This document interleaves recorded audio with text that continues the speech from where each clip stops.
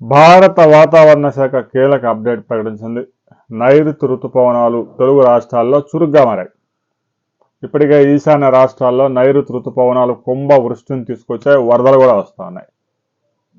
ఈశాన్య రాష్ట్రాల్లో అస్సాం, అరుణాచల్ ప్రదేశ్ ప్రాంతాల్లో బ్రహ్మపుత్ర నది ప్రమాదకర స్థాయిలో ప్రవహిస్తూ ఉంది. సిక్కింలో వరదలు బీభత్సం సృష్టిస్తూ ఉన్నాయి. ఈశాన్య రాష్ట్రాలన్నీ వరదలకి అతలాకుతలం అయిపోతూ ఉన్నాయి.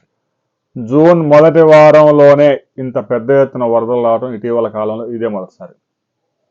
ఇక నైరుతి రుతుపవనాలు రాబోయే 2-3 రోజుల్లో దేశం అంతా వ్యాప్తి చెందబోతా ఉన్నాయి. ఇప్పటికే 2 తెలుగు రాష్ట్రాల్లో నైరుతి రుతుపవనాలు ప్రవేశించినా గడిచిన 4 రోజులుగా ఎండ ఉక్కపోతతో జనం అల్లాడిపోతా ఉన్నారు.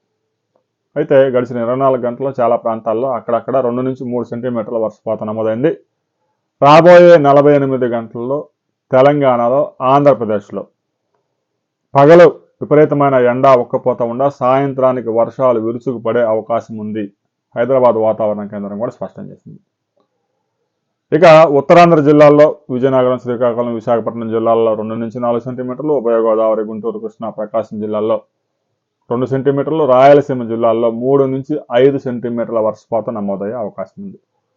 కొన్ని ప్రాంతాల్లో అతి భారీ వర్షాలు కూడా నమోదయ్యే అవకాశం ఉంది. తెలంగాణలోని దాదాపు 16 జిల్లాల్లో 2 నుంచి 3 సెంటీమీటర్ల వర్షపాతం నమోదయ్యే అవకాశాలు స్పష్టంగా కనిపిస్తూ ఉన్నాయి. హైదరాబాద్, రంగారెడ్డి, మేడ్చల్ ఈ ప్రాంతాల్లో కూడా రాబోయే 48 గంటల్లో 2 నుంచి 5 సెంటీమీటర్ల భారీ వర్షాలు నమోదయ్యే అవకాశం ఉంది.